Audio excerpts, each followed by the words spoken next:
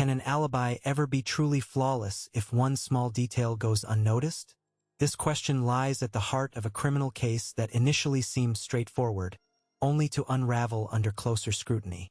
The suspect in this case presented what appeared to be a perfect alibi, one meticulously constructed through a combination of timestamps, witness accounts, and everyday routines. His story placed him far from the scene of the crime, supported by activities that, on the surface, seemed to confirm his whereabouts beyond doubt. From the outset, investigators found the alibi consistent and credible. The suspect's claimed timeline aligned with transactions he made, such as purchases at local stores, and the testimony of acquaintances who saw him during the critical period. These routine behaviors created a framework that appeared to exclude any possibility of involvement in the crime.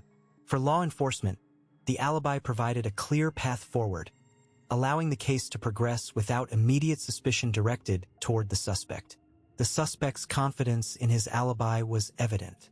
He relied on the precision of various time markers, including receipts from stores and statements from individuals who could verify his presence elsewhere. This combination of evidence made the alibi seem airtight, a reliable shield against accusations. As a result, early investigative efforts focused on other leads, leaving the suspect's story largely unchallenged. However, as the case developed and investigators revisited the timeline in more detail, a seemingly ordinary object emerged from the evidence files. A small receipt that had initially been overlooked. At first, this document was considered irrelevant, a minor detail in a complex investigation. It was tucked away with other routine paperwork, not seen as significant enough to warrant further attention. But this receipt held a timestamp that did not fit the suspect's stated movements. When travel times and location data were re-examined alongside this new information, what had appeared as a minor discrepancy became impossible to dismiss. The receipt's timestamp contradicted the suspect's claim about where he was at a specific moment, casting doubt on the accuracy of his entire timeline. This discovery prompted investigators to reconstruct the timeline from the ground up, using the receipt as a pivotal piece of evidence. What followed was a painstaking process of verifying each segment of the suspect's story against tangible data, revealing inconsistencies that steadily eroded the alibi's reliability. The suspect's version of events, once accepted as consistent, depended heavily on precise timing that no longer held.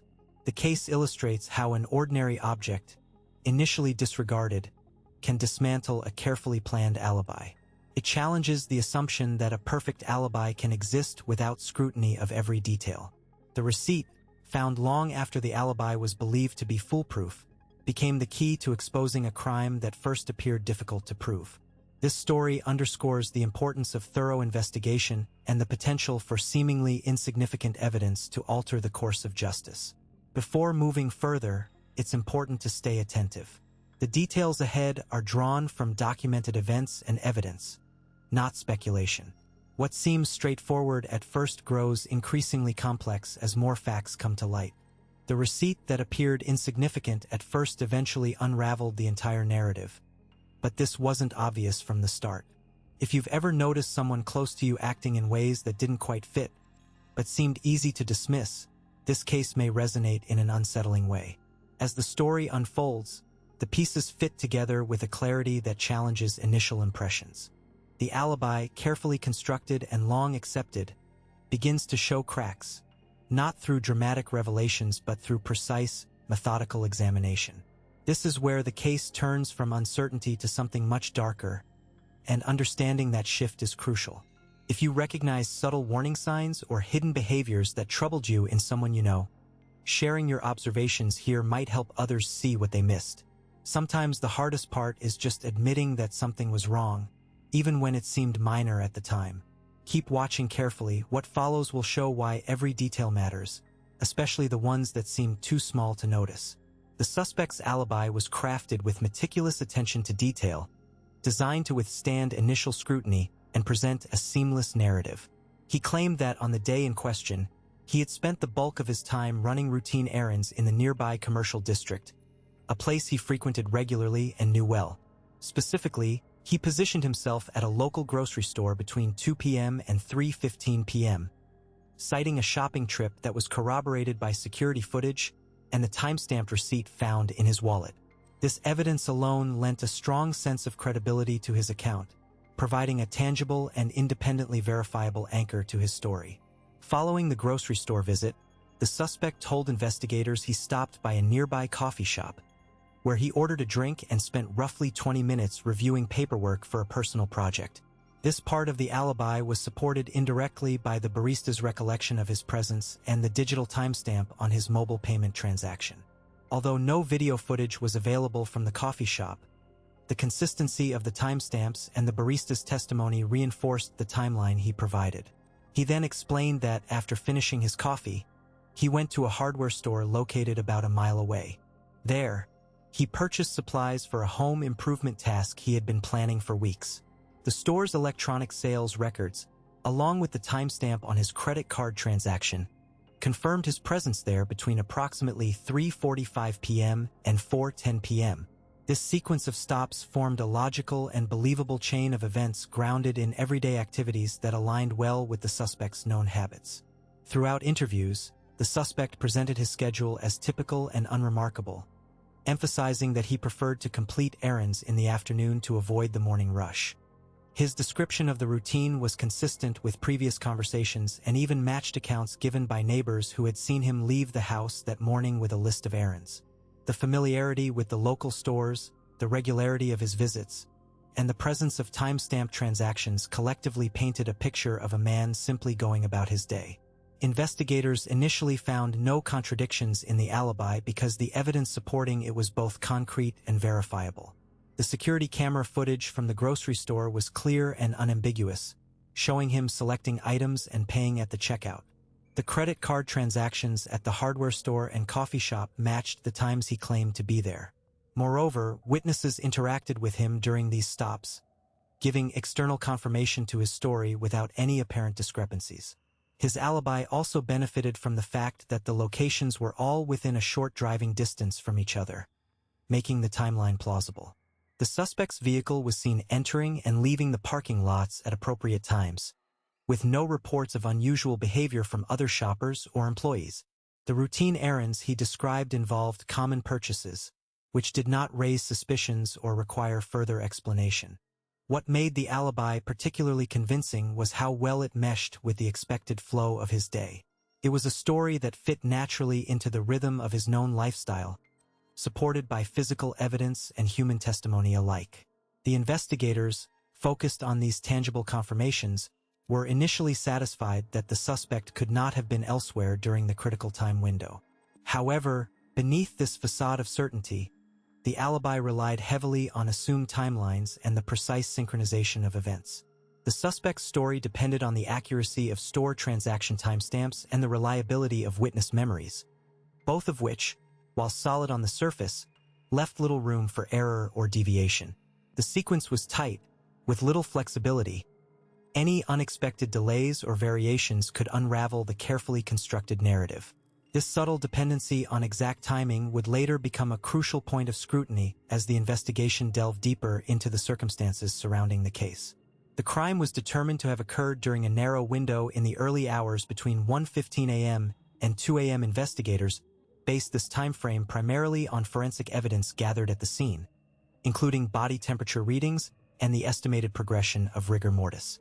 The victim's last known activity, corroborated by digital timestamps from nearby surveillance cameras and phone records, further refined the timeline. The location, a secluded residential area with limited foot traffic at night, presented minimal external disturbances, which initially suggested that the incident transpired in relative isolation. Environmental conditions also played a significant role in establishing the timeline. The temperature that night hovered around 55 degrees Fahrenheit, a detail that influenced the rate at which biological markers changed after death. Forensic pathologists noted that the victim's body temperature had dropped to approximately 92 degrees Fahrenheit upon discovery, consistent with an estimated time of death roughly 90 minutes prior. Additionally, the position of the victim and the absence of signs indicating a prolonged struggle suggested the incident was brief and sudden. Early assumptions by the investigative team were that the crime was premeditated and executed with precision, given the lack of forced entry and the victim's known routines. The methodical nature of the act pointed to someone familiar with the victim's habits and the environment. Initial interviews with neighbors and acquaintances reinforced this assumption, as no unusual activity was reported in the vicinity during the critical window. The absence of witnesses and the limited physical evidence initially appeared to support the theory that the perpetrator had planned the event to coincide with a period when the victim would be most vulnerable. The suspect provided an alibi that, on the surface, aligned neatly with the established timeline. According to their statement, they were attending a late-night event several miles away, a claim supported by multiple attendees and time-stamped photographs shared on social media. This alibi seemed airtight because the event lasted from 11 p.m. through 2:30 a.m., covering the entire estimated window of the crime. Investigators initially accepted this timeline, viewing it as a critical element that placed the suspect physically distant from the scene during the time the crime occurred. However, as the inquiry progressed, the timeline's apparent solidity began to show subtle cracks. Small inconsistencies emerged when cross-referencing witness statements, with some attendees recalling gaps in the suspect's presence.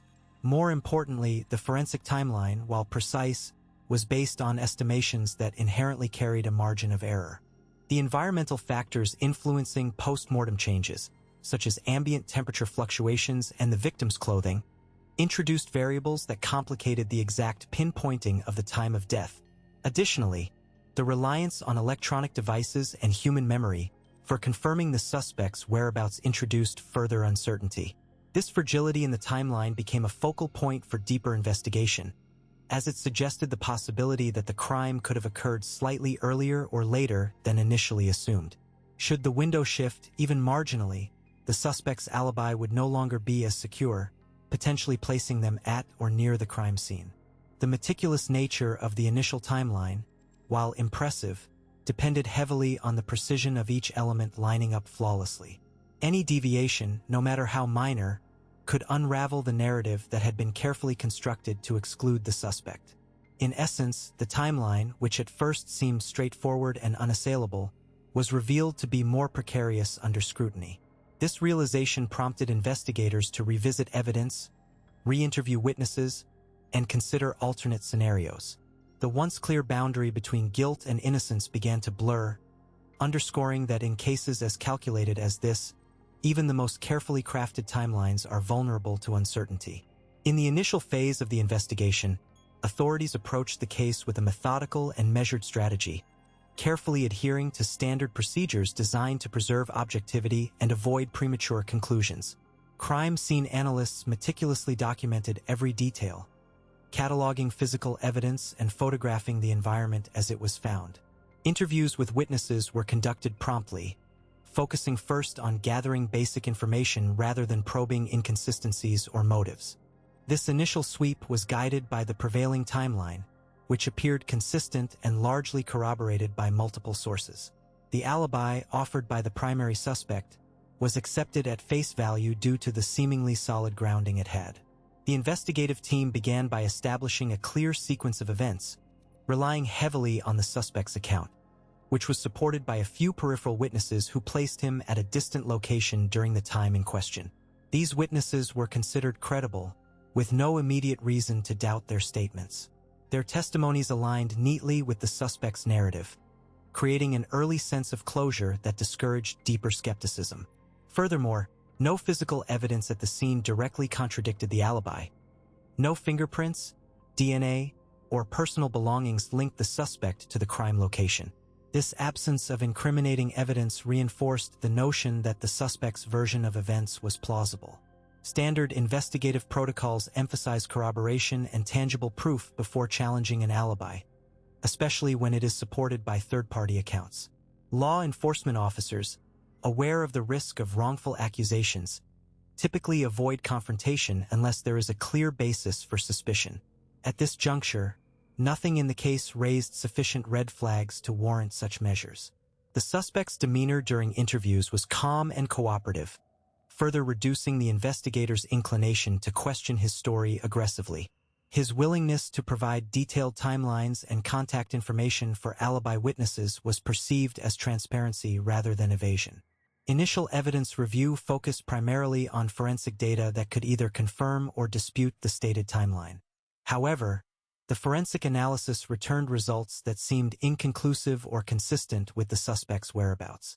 Time-sensitive markers, such as mobile phone records and security footage, did not contradict the alibi outright, but also lacked the precision to definitively place the suspect away from the scene during the critical period. Investigators were therefore left with a scenario that appeared to be a case of unfortunate timing rather than deliberate deception. Moreover, the chaotic nature of the crime scene and the limited availability of eyewitnesses contributed to a cautious approach. The investigators recognized that memory can be unreliable, and the pressure to solve the case quickly might lead to oversight or false assumptions. They prioritized building a solid, evidence-based case over speculative theories.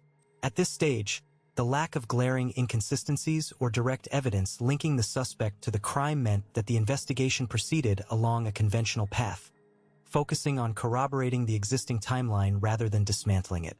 Despite this careful approach, subtle, mundane details were overlooked that might have hinted at the fragility of the suspect's alibi. For instance, a seemingly trivial discrepancy in the exact timing of a witness's observation was not flagged for further inquiry. Small contradictions in background noises recorded on a security camera were dismissed as technical glitches. These minor elements, easily attributed to the imperfections of human memory and technology, blended into the background noise of a complex investigation. They were not, at the time, deemed significant enough to disrupt the narrative that had been constructed. In retrospect, it was these overlooked nuances, quiet, unassuming, and easily dismissed, that held the potential to unravel the carefully crafted timeline. The early investigation, while thorough in many respects, was hampered by the absence of overtly suspicious evidence, leading authorities to accept the surface-level narrative.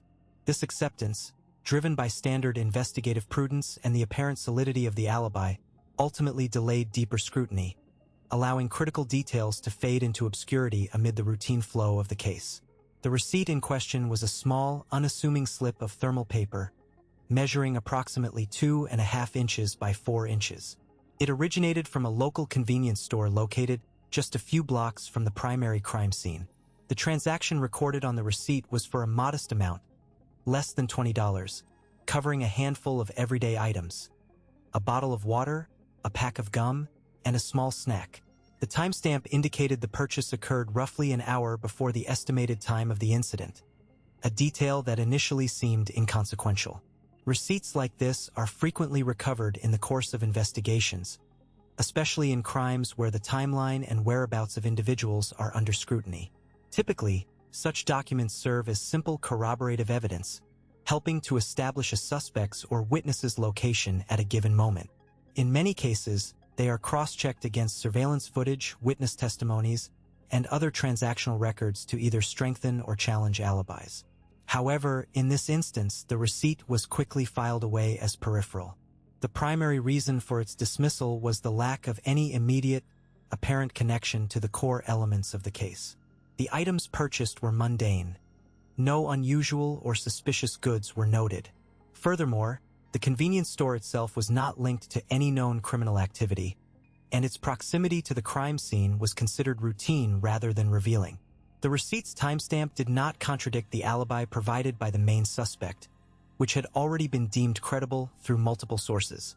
Investigators, adhering to standard procedural priorities, focused their attention on more overt leads: fingerprints, witness statements, and digital communications, leaving the receipt to languish in a drawer of miscellaneous evidence. In the context of investigative protocols, receipts are often categorized as low priority unless they contain information that directly challenges or corroborates critical elements of a case. They are generally used as supporting evidence rather than primary proof. As a result, the receipt was subjected to minimal initial scrutiny. Its physical condition was noted and photographed, but no forensic analysis was conducted beyond the basic recording of its presence. The investigative team's workflow, constrained by time and resource allocation, naturally prioritized elements that promised more immediate returns. Another factor that contributed to the receipt's neglect was the procedural momentum of the investigation itself. The prevailing narrative, supported by credible alibis and the absence of contradictory evidence, led to a collective sense of closure among the team. This cognitive bias, common in complex cases, caused peripheral details like the receipt to be unintentionally overshadowed. In essence, it was a victim of the investigative process, a piece of evidence too innocuous to command attention in a case that appeared to be progressing steadily. However, the nature of evidence in criminal investigations is often deceptive. Small, seemingly irrelevant items can later reveal critical insights when viewed through a different analytical lens or when new information emerges.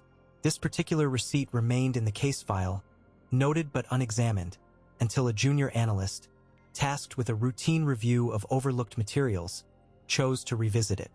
This decision was driven by a methodical approach to ensure no stone was left unturned, a principle ingrained in forensic methodology, but sometimes difficult to uphold amid the pressures of active investigations.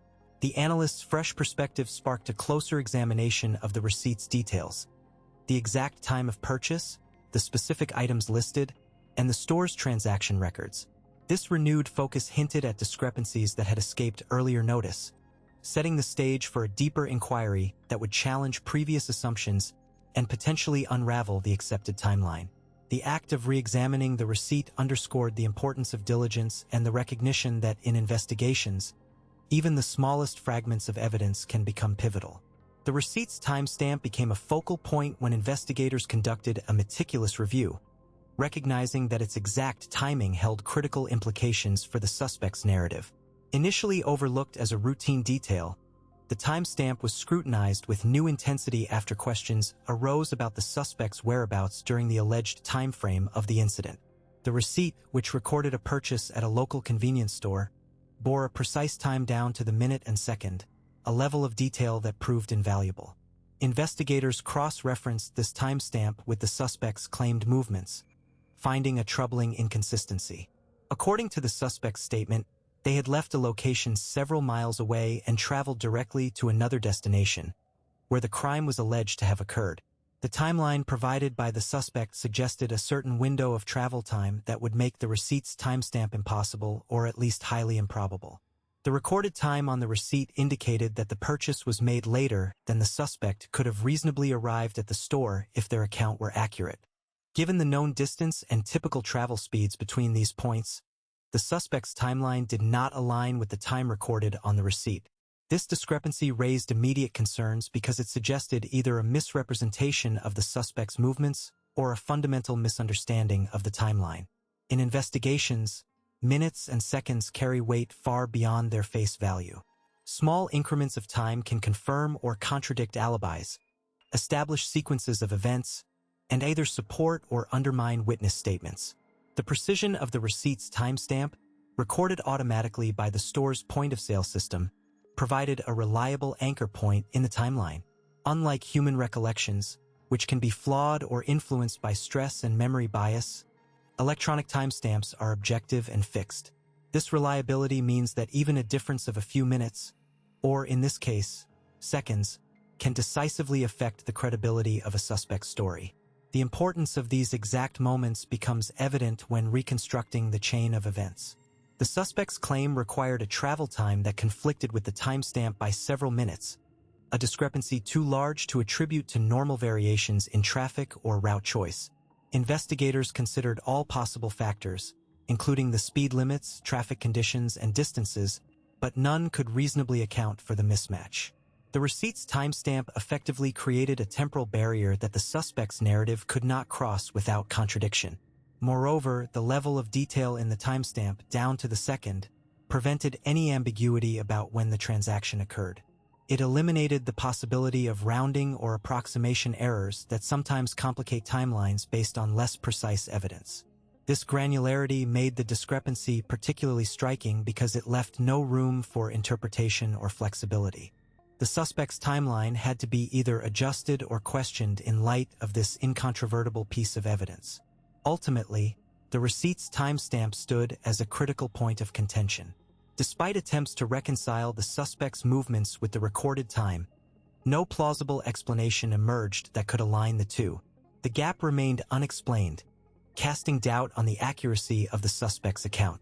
This unresolved inconsistency signaled a significant crack in the narrative presented, one that could not be dismissed or rationalized away. The investigation, therefore, had to confront the reality that this piece of evidence challenged the fundamental timeline and demanded further scrutiny. The discovery of the receipt became the pivotal moment that compelled investigators to dismantle the entire timeline they had once accepted as fact. Initially, the timeline had been constructed based on witness statements and the suspect's own account, but the receipt's timestamp starkly contradicted these assertions. This forced the team to return to the drawing board, re-examining every detail with renewed skepticism. The first step was to scrutinize the locations involved. Investigators mapped out every place mentioned in the suspect's story and the witness testimonies, plotting them against the receipt's location. It became clear that the time indicated on the receipt didn't align with the suspect's claimed presence elsewhere. Using GPS data from nearby surveillance cameras and cell tower pings, they charted the distances between key points, calculating realistic travel times based on known traffic patterns at the time. This objective data revealed that the suspect could not have been at the location they claimed to be during the receipt's timestamp. In parallel, transaction times were carefully analyzed. The receipt was not just a timestamp. It was also a record of a purchase that required a reasonable amount of time to complete. Witnesses who had been thought reliable were re-interviewed to clarify the sequence of events surrounding the purchase. The investigators also reviewed video footage from the store, confirming the suspect's presence at the exact moment noted on the receipt. This objective confirmation clashed directly with earlier statements placing the suspect elsewhere, making it impossible to reconcile both accounts. The distances between the locations were revisited with a fine-tooth comb. Previously, the investigators had accepted estimated travel times without considering factors such as traffic jams, stoplights, and the time needed to park and enter buildings.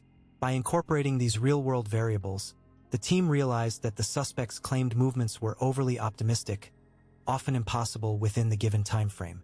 The route from the crime scene to the store, and then to the alibi location, required more time than the suspect claimed to have had. The receipt, therefore, became a linchpin that forced a reassessment of all assumptions. Every part of the timeline that depended on the suspect's stated whereabouts had to be questioned. The investigators understood that the alibi was constructed on shaky foundations, relying heavily on unverified statements rather than hard evidence. The receipt's undeniable proof of the suspect's presence at a specific place and time undermined the credibility of the original narrative. As a result, the investigation shifted focus from accepting the suspect's story to testing its validity against verifiable facts. This transition was critical because it moved the case from a scenario of circumstantial acceptance to one of evidence-based scrutiny. The timeline was no longer a neat sequence of events but a puzzle with missing and misaligned pieces. By reevaluating travel distances, transaction durations, and location data, investigators uncovered discrepancies that could not be ignored. The alibi, once considered a cornerstone of the defense, had lost its reliability entirely. It was now evident that the suspect's movements did not match the physical evidence, and the timeline had to be rewritten accordingly. This breakthrough opened new avenues for investigation and marked a decisive turning point in the case. Investigators returned to the interview room with the receipt carefully laid out before them. The suspect sat across the table, initially maintaining a neutral expression, but as the receipt was slid into view, his eyes flickered briefly toward it. The lead detective spoke calmly but firmly, pointing to the timestamp and location printed clearly on the document. This receipt shows a transaction at a store nearly 20 miles from your stated location at the time you claimed to be elsewhere. Can you explain this? At first, the suspect shifted slightly in his seat but offered a quick denial. That can't be right. I wasn't anywhere near that place. His voice carried a mix of surprise and defensiveness, but there was no overt agitation. The detective pressed on, asking if he recognized the receipt or the store name. The suspect glanced down at the paper, his gaze lingering longer than before, then nodded slowly. Yeah, I've been there before, but on that day. No, I don't think so.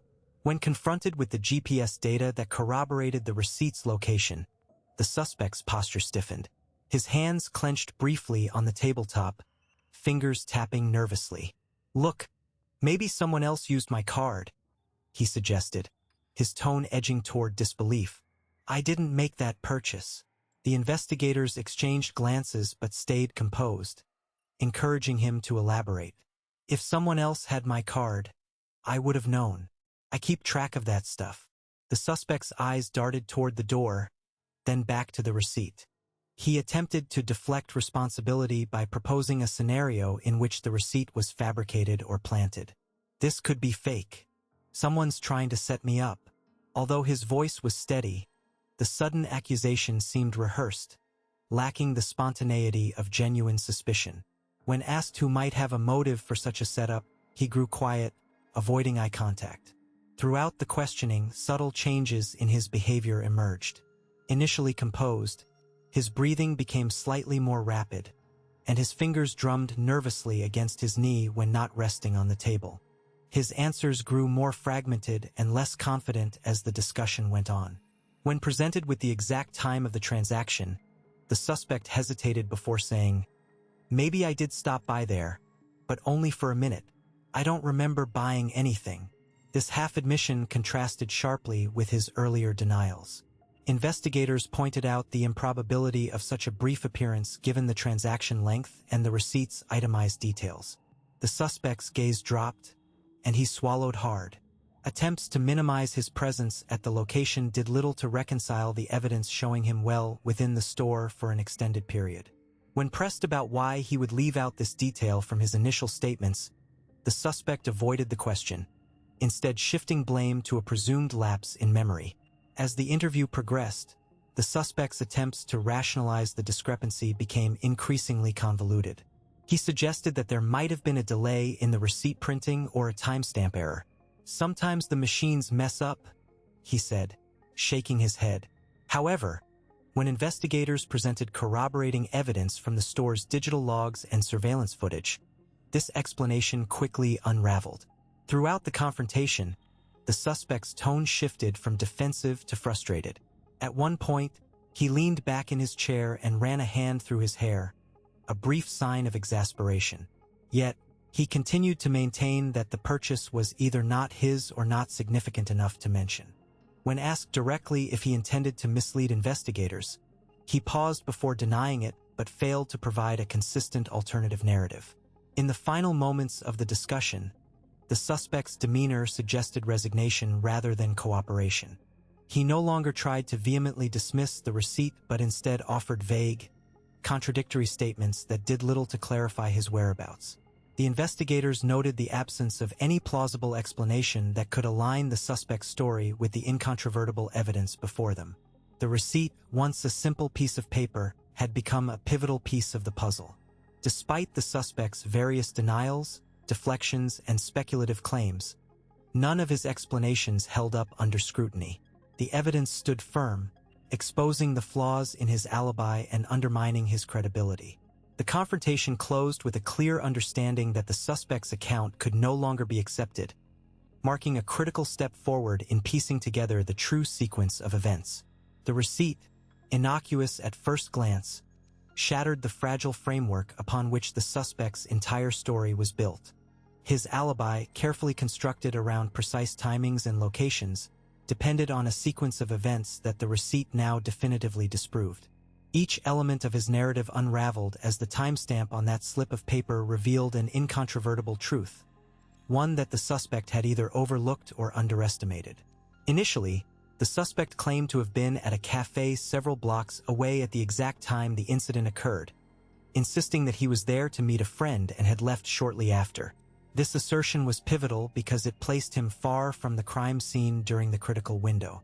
However, the receipt indicated a purchase made at the cafe 20 minutes later than the suspect's stated departure time. This meant he could not have left the cafe before the transaction, as he had claimed. The timing was no longer a matter of speculation. It was a documented fact. This single piece of evidence directly contradicted his timeline and destabilized his entire account.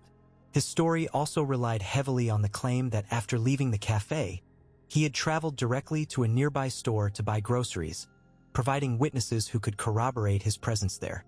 But the timestamp on the receipt showed the purchase was made well before his supposed arrival at the cafe. If he was at the store earlier, it was impossible for him to have been at the cafe at the time he insisted. The receipt's evidence effectively dismantled the chronological order he presented, revealing that he had fabricated parts of his movements to create a false sense of security. Furthermore, the suspect's alibi rested on the assumption that there was sufficient time between his cafe visit and the alleged crime to commit no wrongdoing. He insisted that by the time the crime occurred, he was already home, preparing for an unrelated appointment, an assertion supported only by his word. Yet, the receipt's timestamp indicated he was still out during the time frame when witnesses placed the crime in progress. This discrepancy showed that his claim of being at home was impossible. The receipt, therefore, did not just disprove where he was. It disproved when he was there, highlighting a contradiction that could not be reconciled. Each witness account that initially seemed supportive of the suspect's timeline was reevaluated in light of the receipt. The evidence forced a reassessment of their statements, revealing inconsistencies and lapses in memory that had previously gone unnoticed. The receipt anchored the timeline to a concrete point, against which all other claims had to be measured. When weighed against this, the suspect's narrative fell apart, showing a pattern of deception rather than inadvertent error. Moreover, the suspect's numerous denials and attempts to shift blame or create confusion were undermined by this simple yet powerful piece of evidence. The receipt was objective, unalterable, and verifiable. It was a silent witness that spoke louder than any testimony or defense. This factual anchor eliminated any room for doubt about the suspect's presence and actions during the relevant period. The collapse of the alibi, initiated by the receipt, set off a chain reaction that ultimately sealed the case. It exposed the suspect's attempt to manipulate time and place, revealing the deliberate construction of a false narrative.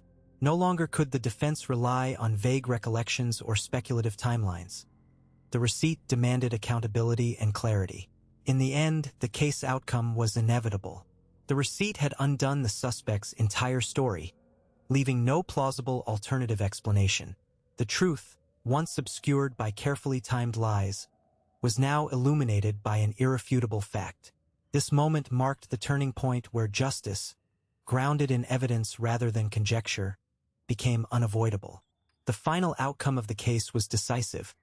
The suspect was formally charged with fraud and obstruction of justice. The prosecution presented the receipt with its timestamp as a pivotal piece of evidence that dismantled the entire defense narrative.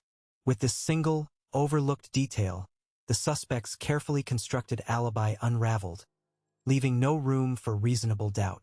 The court found that the suspect had knowingly fabricated timelines in an attempt to evade responsibility, and the presence of the receipt directly contradicted their statements, proving deliberate deception. Legal consequences followed swiftly. The judge ruled that the evidence established guilt beyond reasonable doubt, resulting in a conviction. Sentencing included a term of imprisonment combined with restitution payments to the affected parties. Additionally, the court mandated probationary supervision aimed at preventing any further misconduct. Official conclusions emphasized that the failure of the crime was not due to luck or external interference but stemmed from a single, small oversight, the receipt bearing the exact time that contradicted the suspect's claims.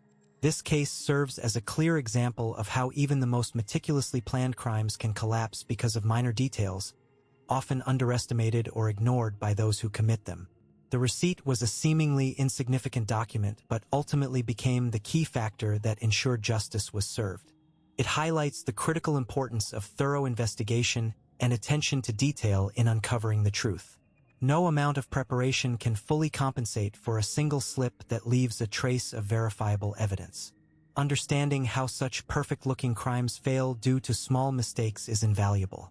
It reveals the power of evidence over deception and the necessity of vigilance in both law enforcement and everyday life. If you find these insights compelling, consider subscribing to the channel for more detailed analyses of cases where minor errors have led to major breakthroughs. Your engagement helps deepen collective understanding of criminal investigations and the subtle dynamics that determine their outcomes. Please like this video and share your thoughts in the comments below with phrases like, "One detail was enough," or "The receipt ruined it." Your participation enriches the discussion and supports continued content that explores the intricate failures behind seemingly flawless crimes. For those interested in further exploration, The next video on this channel examines another case where a single overlooked moment changed everything. Watching it will expand your perspective on how justice prevails through precision and persistence.